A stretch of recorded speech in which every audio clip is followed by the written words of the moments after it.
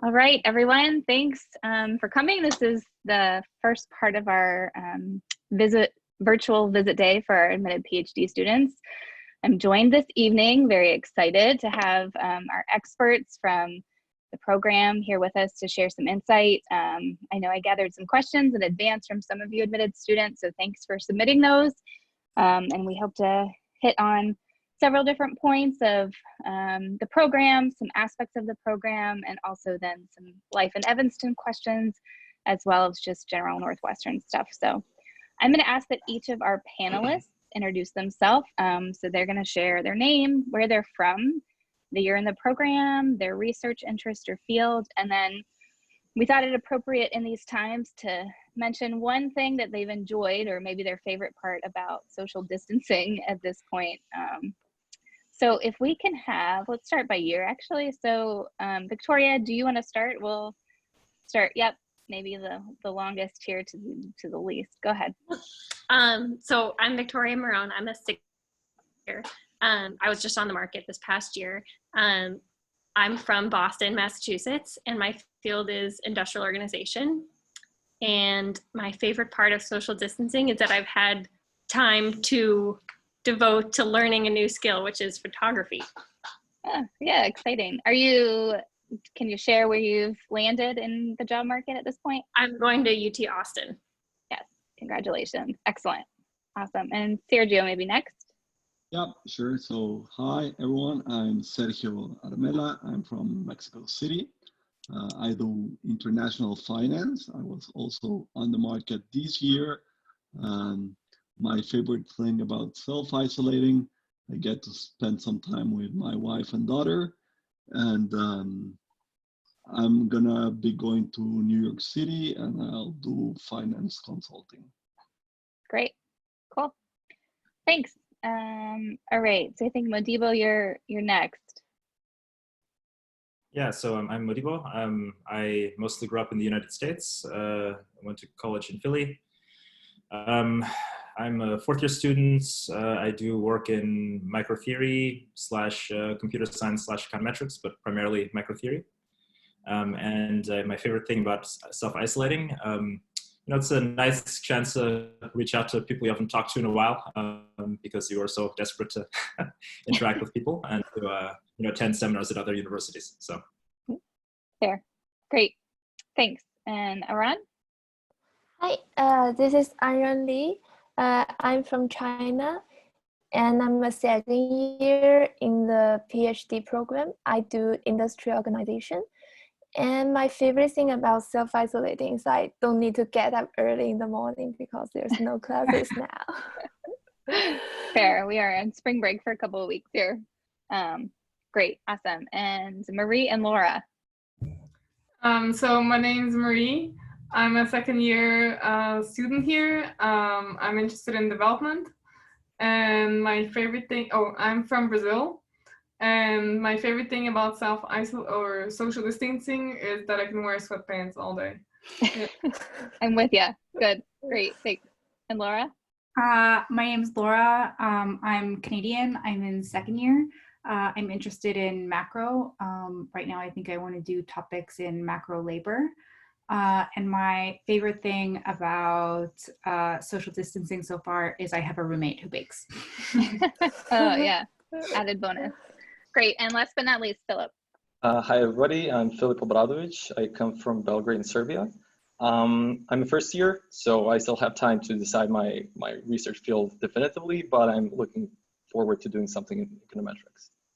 Oh, great. Sorry. My favorite thing is spending time at home with my wife and watching movies without feeling guilty for not studying for a bit. Great, so there are some benefits. All right, so we'll jump right in with the questions. The first one is, why did you choose Northwestern? And I thought, Philip, if you could start us off, and then we can have a few others jump in. Yeah, sure. So I've made my decision during the visit day. It was actually my first visit day, but when I came here, it came off like the department was very caring towards students. Of course, I mean, before reaching such a decision, I've gauged the fit because I want to do econometrics, and I would say that Northwestern is pretty strong in microeconometrics, especially. Also, every student that I've met seem to love their life here, which was very important to me since this is a place where I have to spend like 6 years of my life. So I don't want to be somewhere where I'm going to be miserable. So, and finally, but not least actually, a lot of the people who studied here have spouses, which was a good signal for me because I was coming with a wife. So I wanted to find a place where that's going to work. Great. Thank you. Anyone else? I can say something. So I chose Northwestern. Also, I think I decided kind of during visit day, but obviously there was a lot more input to it. But as Philip said, like all the students seemed very happy here, and everyone was saying good things about it. I mean, obviously, but and I can confirm that now that I'm here. And also, I think that Northwestern offers such a wide range of topics, which they're really strong at. And so, in case I wanted to switch fields, I think that I would have an opportunity to have a very good, like very good classes in that topic, and also professors that could help me. Great. Thanks. And Motivo or Aran? I mean, so for me, let's go ahead. Go ahead, Aran. Yeah. Yeah, I choose Northwestern like before visit day, maybe because my spouse works at Chicago. So it's really a choice for me between U Chicago and Northwestern. Like I came here on the visit day because I choose it because I feel like professors here care a lot about students, and I can feel that by talking with them on the visit day. And I have friends who also attend Northwestern, and they feel like they're happy here. Like the cohort is very nice, and people like talking with each other and care about each other. And that's the reason why I choose here. Great. Thanks. Motivo, did you want to add anything?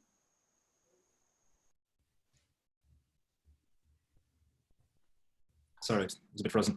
Yeah, I think I'd echo what everyone else has said so far. For me, it was interacting with the theory students and theory faculty here. They were very excited about their work. They were very sort of eager to answer my questions. And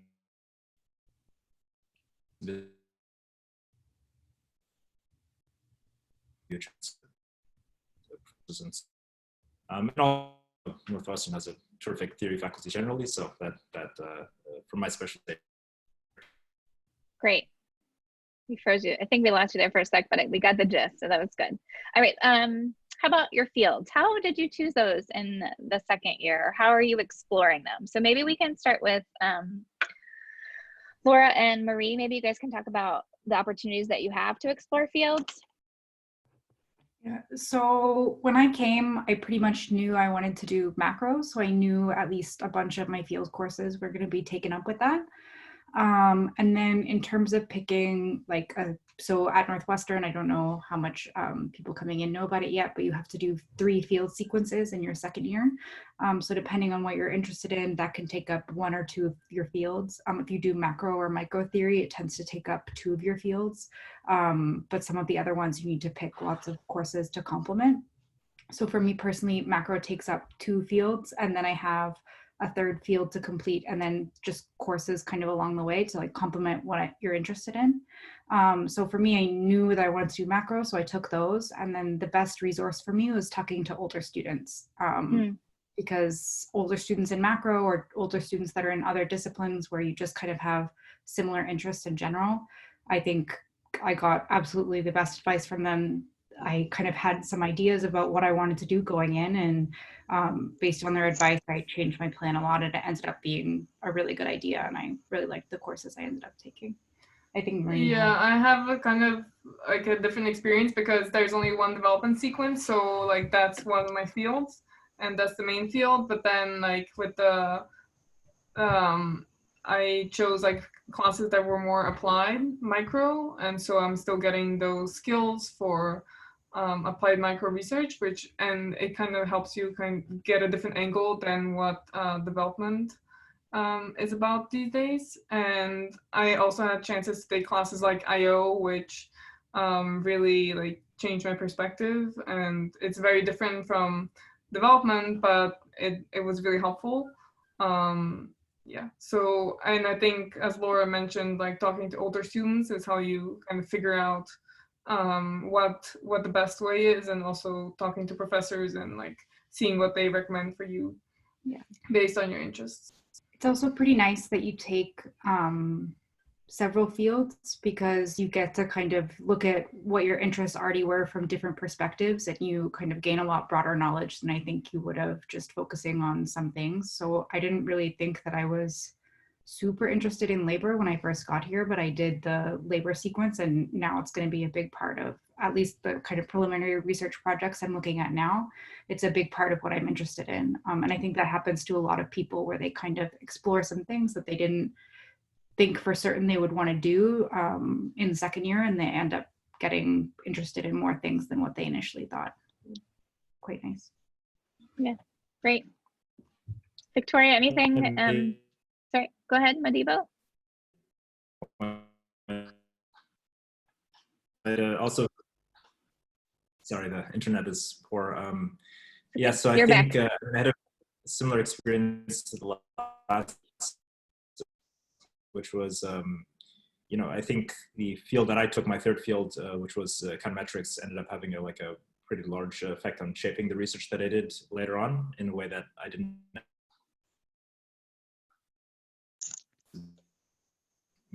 Of I would say is a wonderful, but yeah, so to echo the fact that you know, We lost you a little bit there again, I think.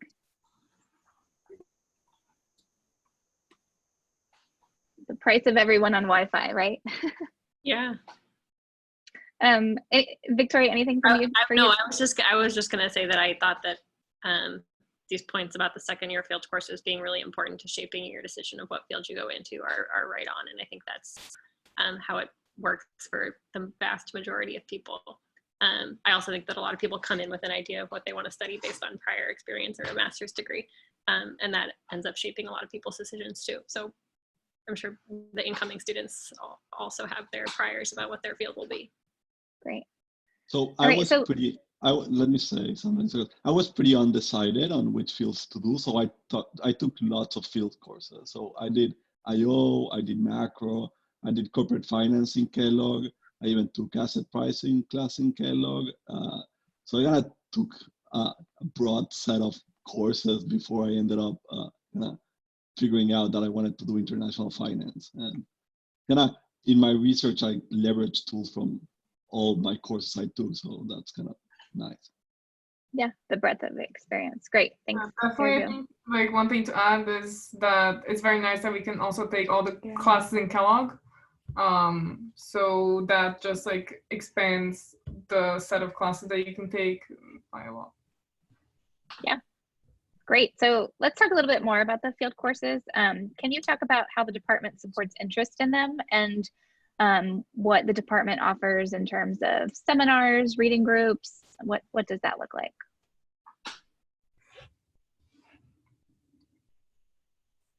I can answer that with respect to the IO group. There's an IO weekly seminar where outside speakers come, and IO students can have lunch with the speaker or sign up to have lunch with some of the speakers, depending on how many people subscribe to that every week. And then there's an internal student seminar every week where a student will present their work. And then there's also a reading group every other week about where one student presents a paper and everyone comes to the reading group having read the paper and people discuss it. Great. Yeah, for development, we have development lunch once a week, so students can present their research. And then we have the applied micro seminar, which also happens once a week, but that's like sometimes it's development presenters and then sometimes it's just general applied micro. And then I think what's really nice for development is that we have starting in kind of like second year-ish and on, we have the development advising group, which is like during breakfast.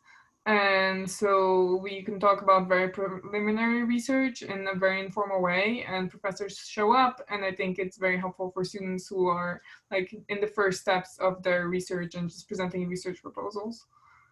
Yeah. Great. Anybody else want to share? So in macro, we have, go, Aram.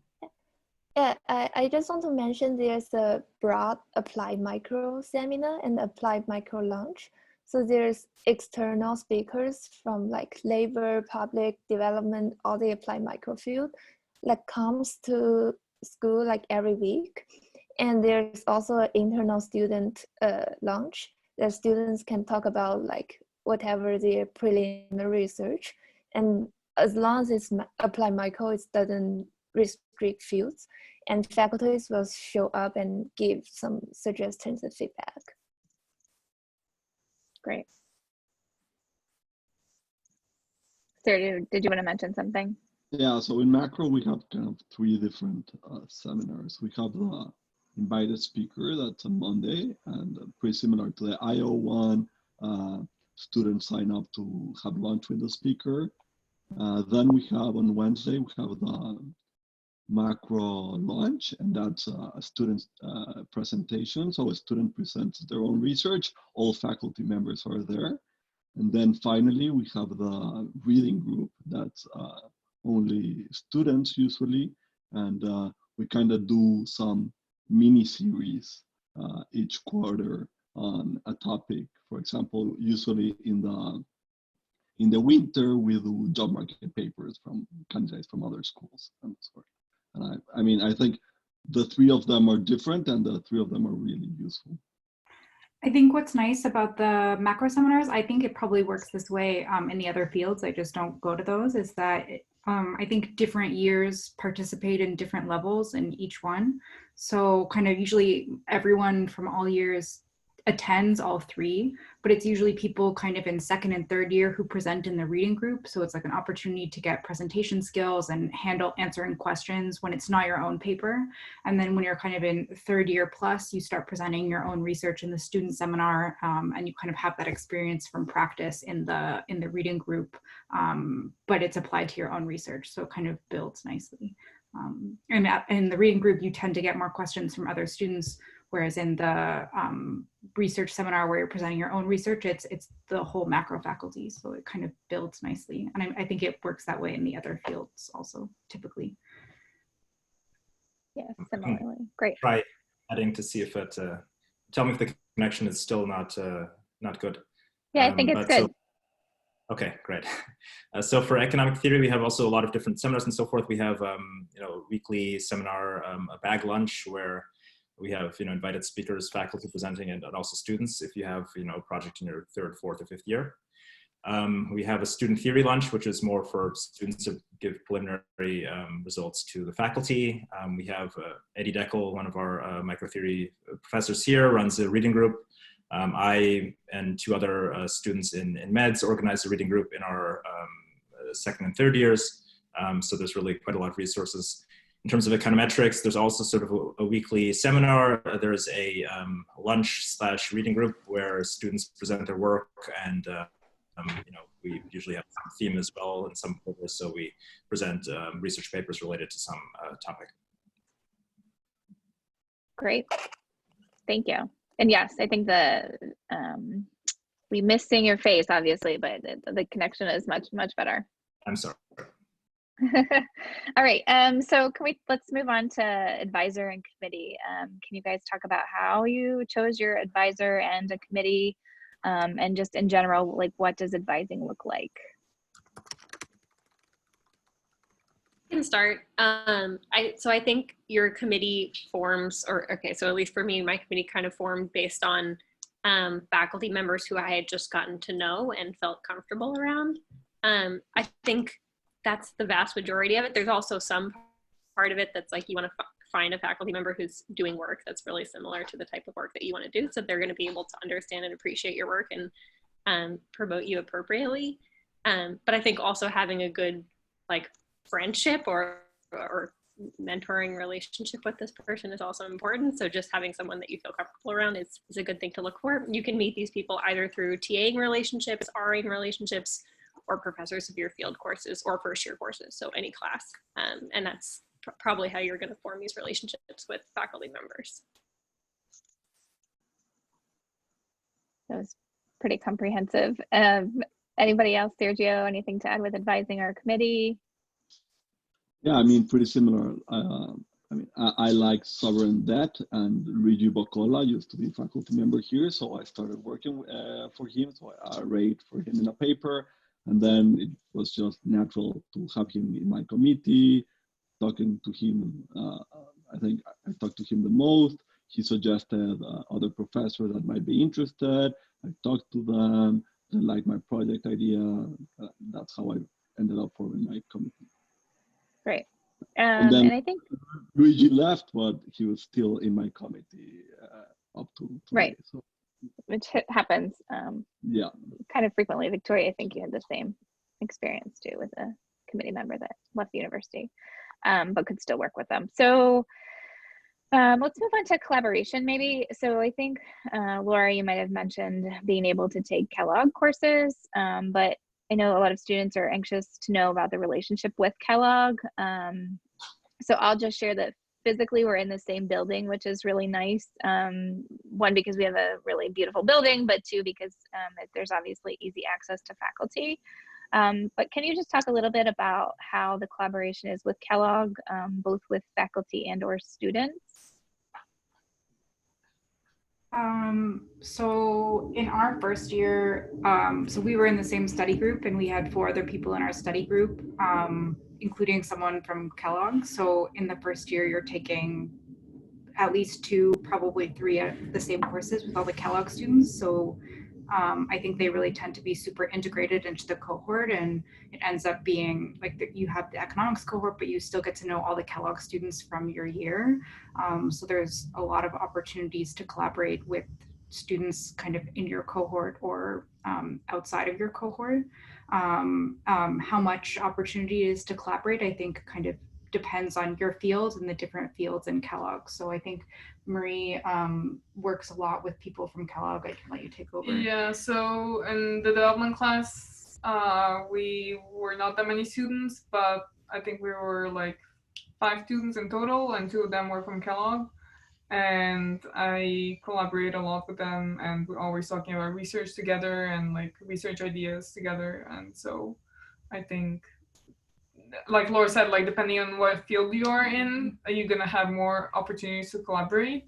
But I don't think of ourselves as being in different departments because we're all like taking the same classes and everything.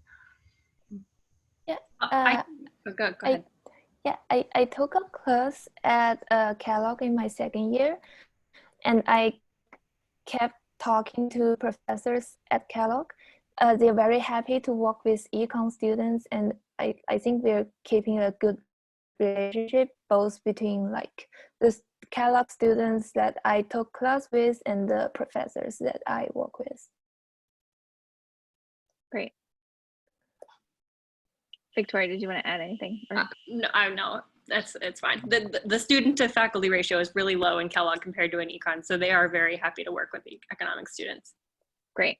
And other departments. There's a lot of students in econ that end up having members of their committee that are in Kellogg. As I said, I took the corporate finance sequence. I usually attend finance seminars, and there's a lot of interaction, at least between the macro and the finance group. Yeah.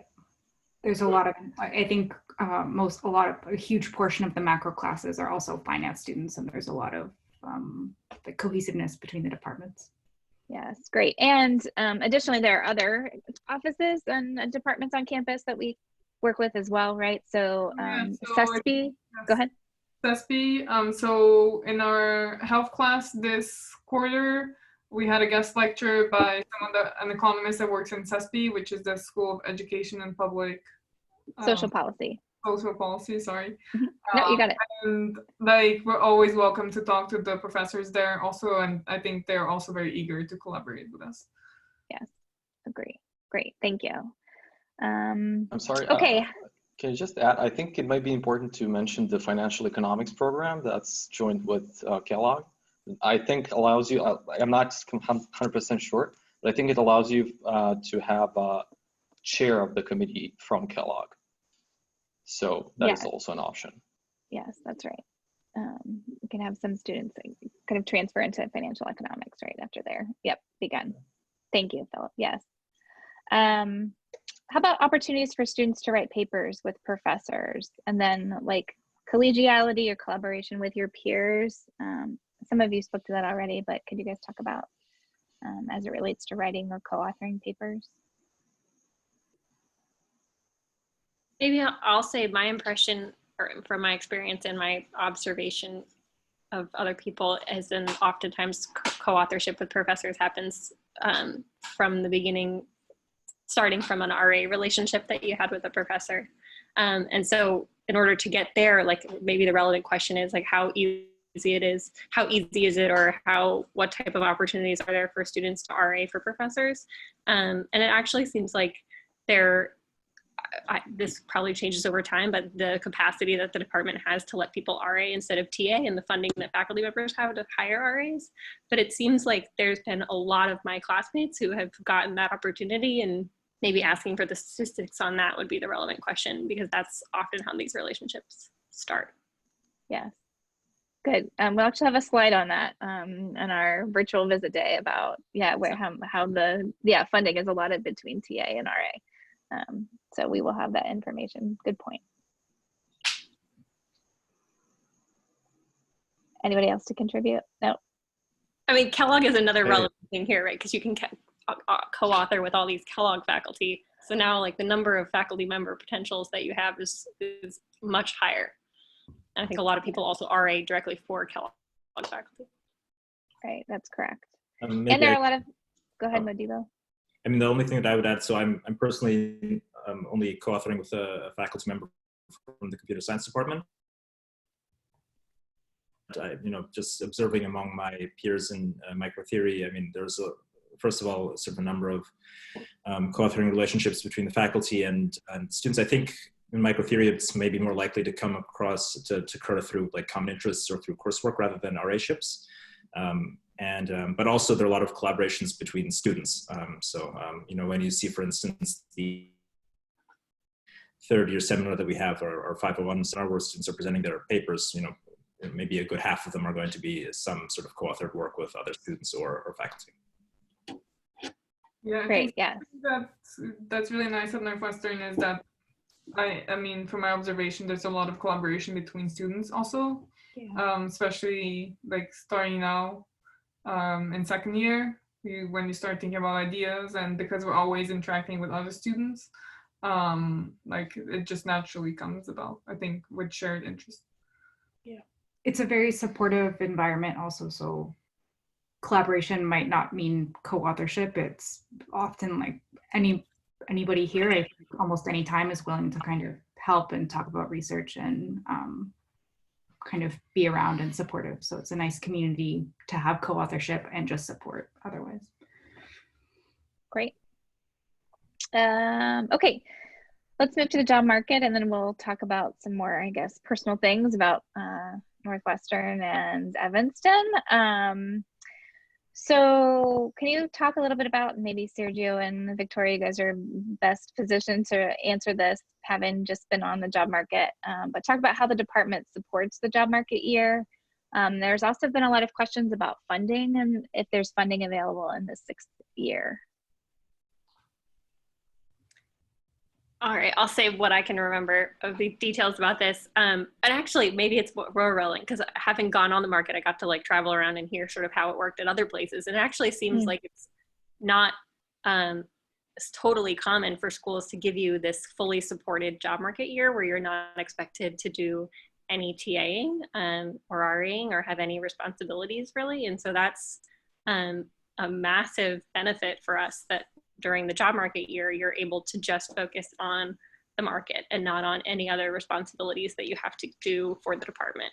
If anything, they're just bending over backwards to support you. And so then getting to that, how what they do to prepare you for the market is starting in the spring. There's a series of meetings with the job market coordinator, which will be a person who exists in all departments, but this year it's Alessandro Pavan. And so those meetings will continue throughout, or the beginning of the summer, and then start at the end of the summer and continue throughout the fall, where he'll sort of walk you through everything that's going to go on and how you can best prepare yourself for what's ahead. I'll say that, yeah, so Allison would be the person who bent over backwards to make everything as easy as possible for us, and make sure that everything ran smoothly through the application phase, the letter writing phase, interview phase, flyout phase, throughout that. In terms of funding, right, so the job market year is supported, but beyond that, there's funding from the department and from the graduate school in order to support graduate students to attend 2 conferences during their time as a graduate student. And so one of those conferences can be the ASSA meetings. And that's an $800 travel grant. There's also a $400 travel grant for search opportunities from the graduate school. And so that funding would be available to you as well. That's right, yeah. Sergio, do you have anything to add? No, I mean, having Allison was definitely a plus. And as Vicky said, I think everyone is expected to have funding on their market year, and you don't have to do any TAing. So really, you're just devoting your whole time to your job market paper.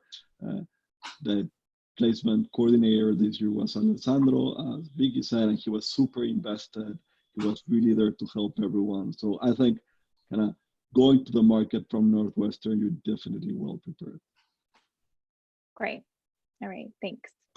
All right, let's think about your favorite thing about the economics department at Northwestern, and also maybe your least favorite. Philip, you want to start? No pressure. Yeah, that's completely fine. I'm in the first year, so I guess I can talk about the negatives as well. Just kidding. Sure, fair. So I would say the most favorite thing up until now is just how approachable professors are. So I cannot comment on mutual work yet because I didn't have any opportunities to write papers. But I would say that all professors are incredibly supportive, encouraging, and helpful. They all know how stressful the first year can be. And I mean, even with all of the changes that happened this year, they're gonna make the first year much more bearable, I would say. It's still pretty stressful, and the department has done a lot to make us feel like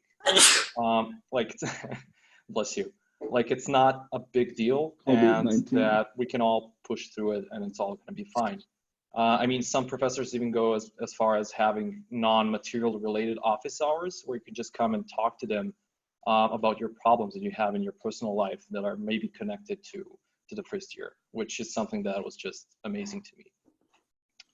As for the negatives, I would say the only negative up until now is not having enough time to think about research in the first year. But this is something, I guess, that's the same in all departments. So I would just leave it at that. Yeah, and can you just talk a little bit about, you referenced the change in the first year, and I'm not sure that all admitted students, although the information is on our website and we've tried to share it, do you just want to be more clear about what that means or what's changed? Oh yeah, certainly. So up until now, you needed to have a 3.4 GPA in a sequence, I think, to be exempt from the prelim in that sequence. And if you're exempted in 2 sequences, you would be exempt from even also in the third one if you have more than a 3.0 GPA in it. So for example, 3.4 in econometrics means that you don't take the prelim, but now it's just 3.0 in all 3 sequences, which is much easier to attain than the 3.4 that was before, which means that now basically we don't have any more prelims. So you only have so you have a chance to have the 3.0 GPA in the first year. If you fail by any chance, you have a second chance in the second year by retaking the courses you had a B- in, which I think it's much less stressful than the original 3.4 plus prelim thing that was before. Agree. Great. All right. Thanks. Aran, do you want to share maybe your favorite thing and least favorite thing? Yeah, so my favorite thing about the department is like how supportive it is. I would say like professors are really accessible and classmates are like supportive, and like we talk about the like research and like all other things, like very nice. And that's the environment that I like the most. And I think that's like one like strong advantage of Northwestern Econ. And I don't have any complaints about the department. It's like the greatest place that I can dream of. All right. Fair. We won't pressure you to think of something negative. Does anybody else have something maybe different to add about the favorite? My favorite thing about Northwestern is the building. It's just wonderful. I really love it. So nice. So I think this is like a very underrated quality of a part of your life in graduate school. This is gonna be where you're gonna be every day, and it's like makes a big difference to be The somewhere least very favorite though is that beautiful. we don't have windows in our office. What? That we don't have windows in our office, so that's the Yeah, least but when you favorite. go to get coffee, But the building's you awesome. the I window. agree. I agree. Yeah, And we have free coffee in the fourth floor, so that's also very good. Yeah, they're not going to get to come, so I feel like we really have to sell the building, and it's like a Yeah. massive advantage of this department over other departments, many of which I've now got to tour in the last couple months, and ours is really beautiful. It's so beautiful, and even though the offices don't have windows, the fourth floor is like all windows all around, and it overlooks Lake Michigan, and then from the other side you can view like the skyline of Chicago, and then there's a coffee bar. Yeah, it's like a really good setup to have spaces to collaborate and work with other people, and I did not see another building in my tours that was better. So also, when you're kind of stressed out, which happens no matter what school you go to, there's going to be a point in the PhD where you're stressed out. You get to leave the building and go walk by the lake, which is amazing. It cures everything. And there's a gym in the basement. Yeah, I was gonna mention that something that I really take advantage of in the building is just having the gym downstairs, and especially during first year when I was really stressed, it was just nice to have like an outlet, and it's very convenient in the winter that you don't have to go outside or anything. You just take the elevator and yeah. Great. All right. Thanks, everyone. Let's talk about finances and the stipend, right? So we've had a lot of questions from admitted students about the stipend, and does it cover all living costs? And then are there extra ways to earn income aside from the stipend that you're aware of? Yeah, so I think for me, the stipend covers all the costs, and I mean, I live with Laura, so we split the rent, and I think that made it cheaper. So if you can live with someone, if you can even, I know that some people in econ even live with people from Kellogg. So that's a way of just making your rent cheaper. But I think a lot of people also do live alone, and they seem fine. And I know that there are opportunities to earn extra income if you need. Like you can grade for Kellogg. I think you can also be a tutor. Although you probably won't have time to do that in the first year, or at least I wouldn't have had. But Me neither. Philip, no? No, definitely no. Definitely not. Right. after the first, I was a tutor after that, and I thought it was a pretty great gig. You can make $75 or $100 an hour, and you pretty much set your own schedule because you arrange it with undergraduates when you're going to meet them, like 1 or 2 hours a week on evenings maybe. So that's a pretty great way to earn extra money. Cool. Anything else to add? Yeah, I would say if you're coming with a spouse, it might be a bit tight. So there are people managing to live on a stipend, but I would say it would be best if you had some savings just for the first couple of months, which are going to be pretty tough, since you're probably going to have high fixed costs in terms of furniture moving in and so on. I mean, at least we did coming from Serbia, so that was kind of rough. And I would just suggest if you're coming with a spouse, just apply for an EAD, which is the employment authorization document, as soon as possible. We did it in August and got it in record time, just like 14 days, which is unheard of. So just try to do it as soon as possible. And as soon as the spouse gets a job, then it's smooth sailing, like, no problems. But yeah, if you're alone, I think it's abundant. Like it's pretty generous. Now, if you have kids, it's even tighter. But Northwestern does have some extra support for families. So if you have a kid, then there's dependent support, and you'll get some extra money for that. You also kind of pay part of the daycare, so there's kind of more money coming from other places in the university that help with that.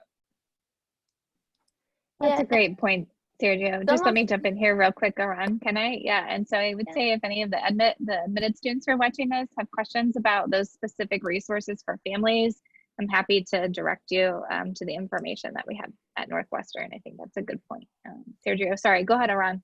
Yeah, I was just gonna mention that. So some of the people in my cohorts come with their spouse, and their spouse work at the university. So university has like lab manager and other positions for like hiring people, and they offer positions for student spouse. That's like a way for them to like quickly transfer to the life here when they first come, and then like they can, if they like the job, they can keep it, or they can like switch to other things. It's just like a smooth transitioning period. Great. And we had someone that asked about, is it cheaper to live on campus or rent an apartment in Evanston? I don't actually think we have any graduate students who are living on campus. There's someone in our year living on campus, but I think people tend to live on campus if they come with families, just because it's, especially if you have kids, it's easier to, there's like daycare and I think playroom stuff at some of the places on the on-campus housing, but everybody else lives off campus, in our year anyway. Fair. And how about the proximity to Chicago? Because I think we also sort of sometimes undersell the proximity to Chicago and what's available, obviously, in Chicago. Can you guys talk about, maybe not Philip, I assume you've not been to Chicago much in the first year. Yeah, I don't go often, that's for sure. Yeah, but anybody else want to talk about? Yeah, so my spouse work in Chicago City, and we actually live in Evanston. It's like quite convenient to get here to Chicago. We have the school bus that runs every day. We have the rental car, that is free for our graduate students. And there's the metro train, like runs like time to time, but it's like convenient to get to the city. So I think it's not impossible for like a family who has another people work in the Chicago city to live here. The transportation is not that bad. I think also a lot of people do the opposite, where in their upper years they'll move into the city and then commute to Northwestern. So I am not doing that now, but I'm going to do that starting next year because. Yeah. So I do that, and I know that a lot of people in my, so I'm a fourth year student now, but in the third year, a lot of people started moving down into Lakeview, which are sort of neighborhoods in outside Chicago, and that works out fine. And if you want to live in the city, you can. And fortunately, Chicago is a little bit more affordable than our competitors in New York and Boston and DC. So that's right. And how long does it take you to get to campus from where you're at in the city? Well, so if you take the Purple Line, which runs sort of in the sort of morning and evening rush hours.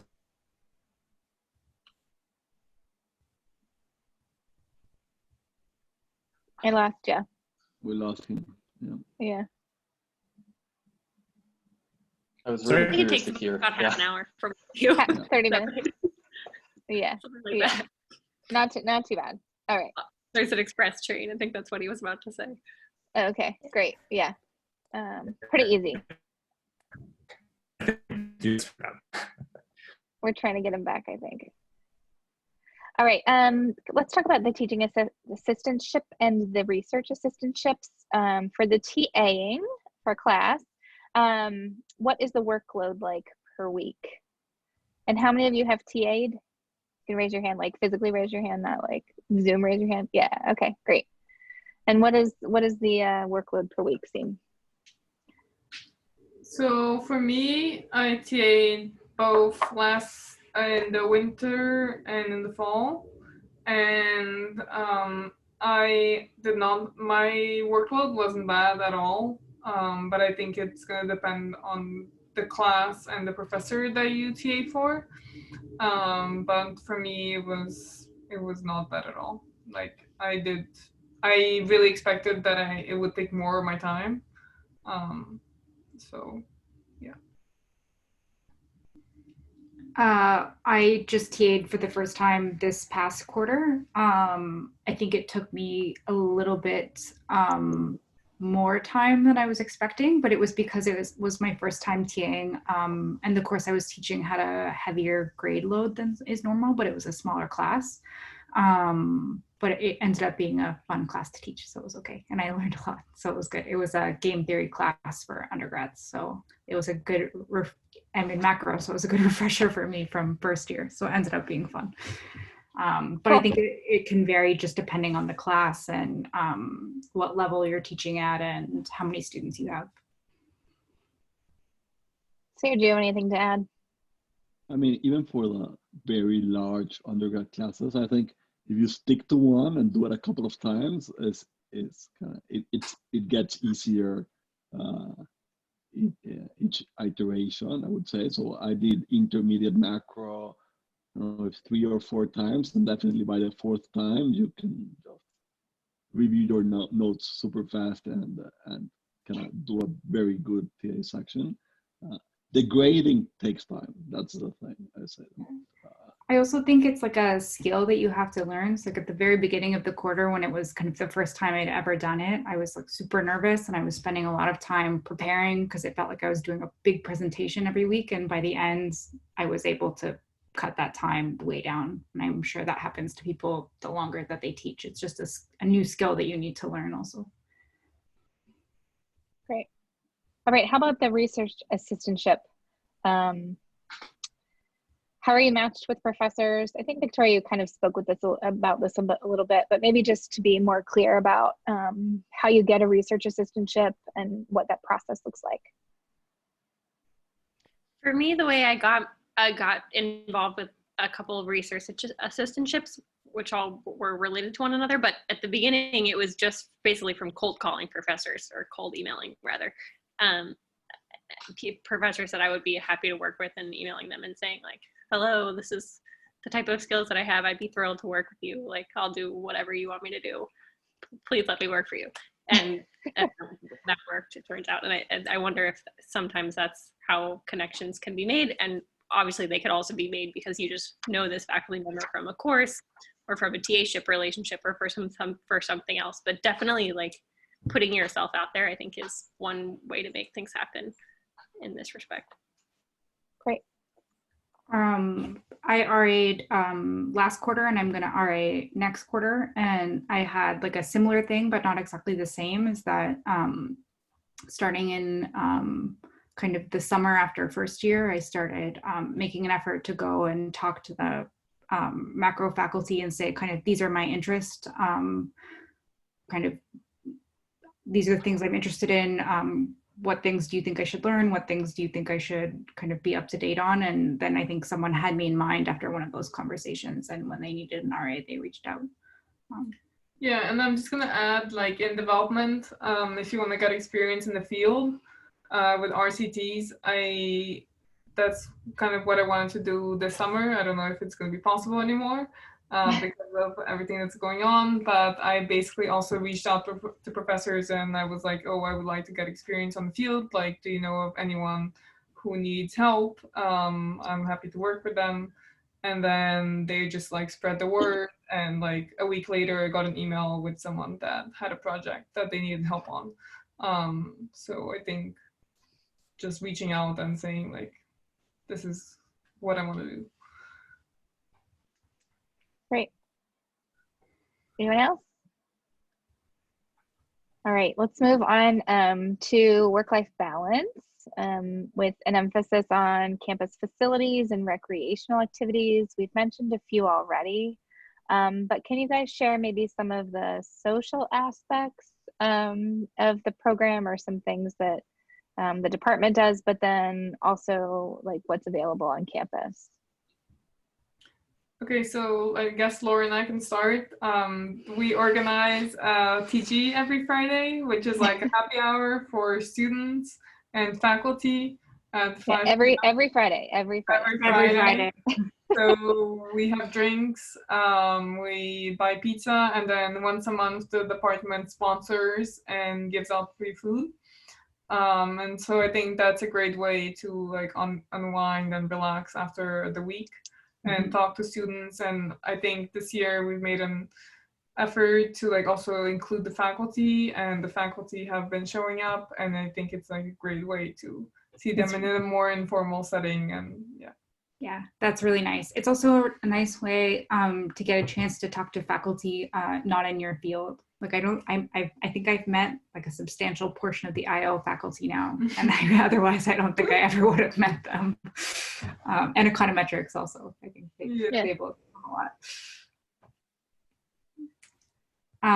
There's also one nice thing that Northwestern has started this year is they've started, or last year, I guess, but it's the first year that Marie and I attended, is that they do once a quarter women's breakfast. And this includes the women in the PhD program in econ and all of the Kellogg PhD programs, as well as faculty from all those programs. I think CESP as well. And CESP as well. Oh yeah, and CESP. And it's a good opportunity to kind of get to know the other, your female colleagues throughout the departments at Northwestern. And they often have kind of like structured talks and things. So it's just a nice way to kind of get to know the community of women in the PhD program.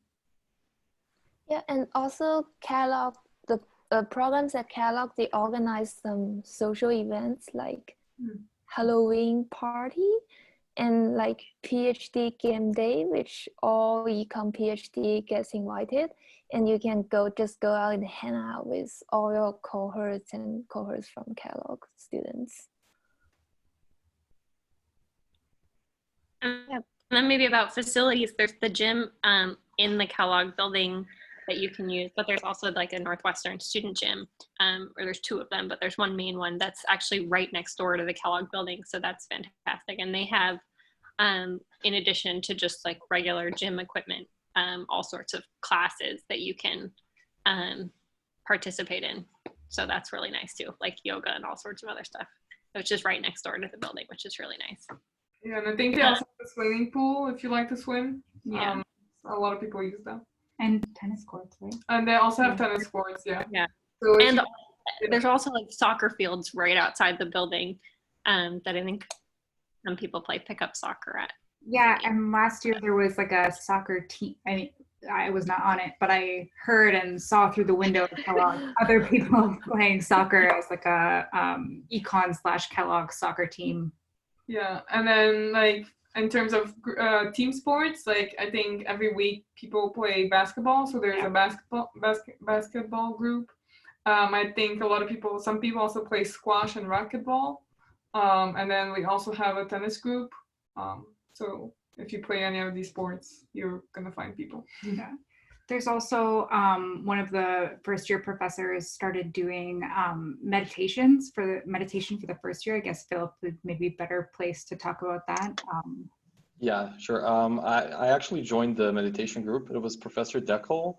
I joined the group for a couple of weeks, but then I had to stop going, but it was way too early in the morning, and I'm just not a morning person, so that's just my bad. But it's a nice meditation group that took place once or twice a week, where he would just lead meditation sessions. And also, if you're into that kind of stuff, there's a plethora of other wellness related, mindfulness related courses and groups that you can join at Northwestern. I don't know the names, but if you're interested, I can help you look it up. That's fine. Great. All right, we're down to two last questions. So, and And maybe Philip, this is again for you in the first year. Yeah. So glad you joined our panel this evening, and this is after final exams for you. Yeah. Talk about how you managed stress during the first year. So I would say my first quarter was quite a shock to me. My wife was my main source of support, that's for sure. But even if you're alone, if you're coming alone, that's completely fine because a lot of people are sharing the same concerns that you probably have. So I would say talking to people, classmates, higher years, everybody had the same problems or has the same problems, and just sharing them makes them a lot easier to bear. And I would say the department played a huge role in helping me get through the crisis in the first quarter. So yeah, I would say just being open about your problems with your classmates and professors makes it a lot easier. And yeah, I don't know if I would add anything else aside from a lot of social events with my classmates, which yeah, we kind of bonded quite a bit during the first 2 quarters. Something that's really super important in the first year is your study group. Like you want to form study groups and work with your peers. I mean, at least for me, that before coming here, I was out of school for almost 6 years. It was really helpful to work with my kind of peers, and they help you, you help them. I think that's super important in the first year. I think the study group for us was like completely essential. So we were in the same study group, we lived together, so we always had each other, but also a wider group of people to kind of rely on and draw support on. No matter where you go, Northwestern, wherever, you're just going to be learning an insane amount of information in the first year. And there's no way to get through all of it on your own. You just can't do everything. And so what's nice here is that you're really emphasized to work in groups. It's an emphasis to kind of lean on your colleagues and learn to collaborate with them. And it's the way to get through the first year.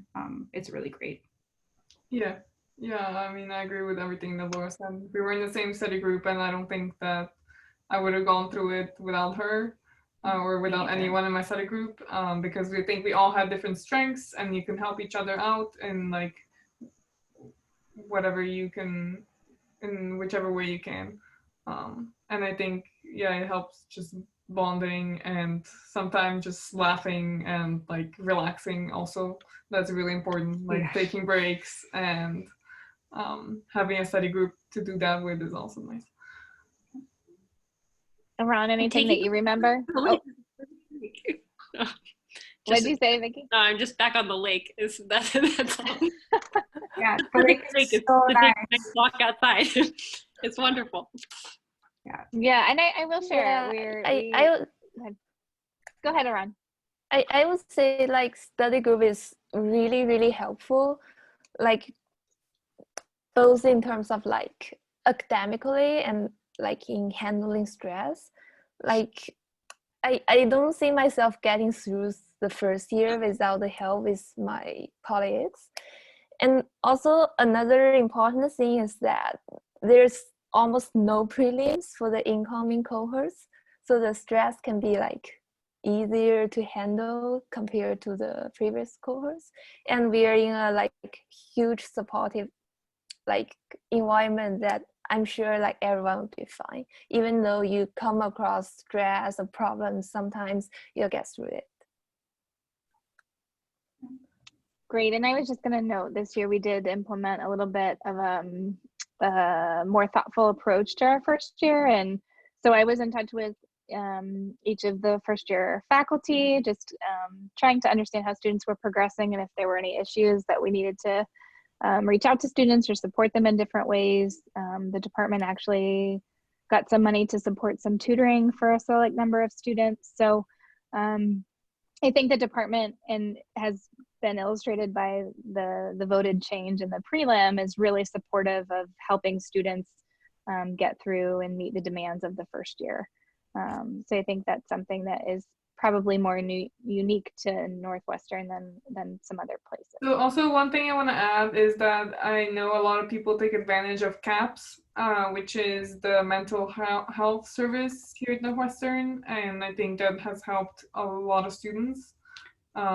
Especially when you're coming so like as an international student, I think one of the things I was kind of worried about before I got here is that I had no idea how healthcare was going to work.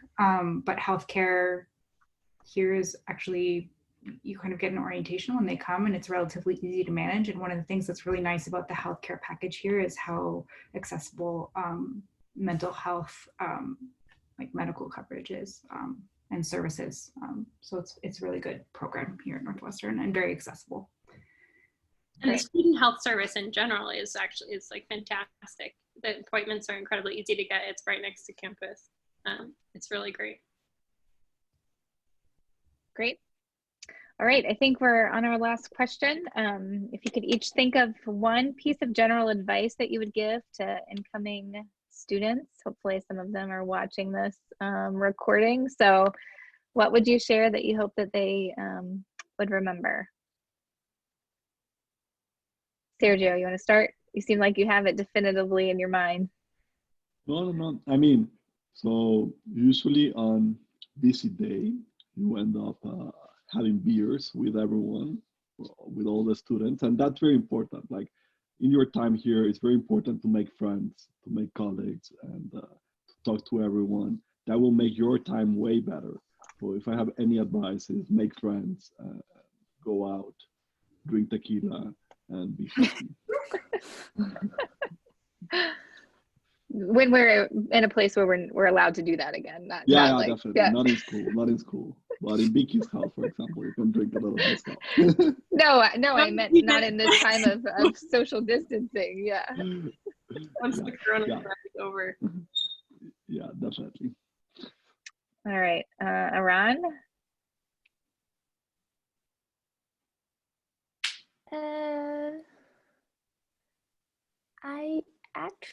I would say like not stressing out. Like it's like what the workload is high and there's lots of things like in the materials that might be impossible for you to like learn all of them, but just don't be panicked. There's nothing to be afraid of or to be stressed about. Just like do the work, talk with people, and you'll actually be fine. Great. And Motabo, what would you share? Yeah, so if you can hear me well. So I guess my piece of advice would be, get started with research early, talk to professors early. They're happy to talk to you in my experience. You'll get a lot of interesting feedback. Research is hard in some ways that you don't expect, and easy in ways that also easy in some ways that you won't expect. And the best way to become good at it is to just get started with it. And also you want to get the mistakes out of the way early on so that, later on you can, do well with your job market paper and your more serious work. Great. Victoria? I have no idea, but it's going to be fine no matter what. So I agree with Anra's advice, which is stay calm and just don't be too stressed because it's going to be fine no matter what. Great. About Laura and Marie. I think that all my biggest advices have already been mentioned, but I think I agree with everything is going to be fine. Like it might not seem like that at the time, but just do your work. And if you work hard, there's you're going to make it. And talk to people, make friends, talk to faculty. Don't be afraid. Just go and say your idea. They might say it's stupid, but then next week you come back with another one and it's a little bit better, and that's how you get started early in research. So I have two. I hope that's okay. But the first one is ask for help when you need it, because there's literally everybody here wants to help you and wants you to succeed. So there's no, and everyone here needs help at some point or another, and will ask you for help at some point. So just there's plenty of resources to ask for help when you need it, whether it's for school, for anything. And then my second one is first year is hard. And I think one of a really good way to get through it, which I wish I had taken more advantage of, is to talk to people that had already gotten through it. And that's kind of the people in upper years, because they had really good advice, but I only kind of started asking them once it was already over, which I think was a mistake. Yeah. Fair. And Philip, you're the most fresh from the, still not quite through it yet, but almost. Yeah. So I'm just going to be a bit more practical. I'm just going to say use the math camp to find suitable study group, because study group is going to be very, very important in your first year. Also, the first year is going to be over before you know it. For me, like 2 quarters are already done, and I'm not even aware that they're done. You'll be very happy with the things you've learned during the first year. So that's very nice. And don't stress too much about math camp. I stress too much, but you should really save your strength for what's coming up, because it's not going to be easy, but I'm completely sure that all of you can go through it. Great. All right, thanks. That's all for the questions that we have. We appreciate certainly you guys spending time with us this evening. We are so proud of our students, and this is like a small sampling of the awesome group that we have in the program, and I hope that they illustrated to you a little snippet of what's happening in the department. And so I want to thank them for their time tonight, and also hope that if there's an opportunity in the future that you would want to connect with one of them, we can set that up as well. But so thanks, and we will see you on the virtual visit day.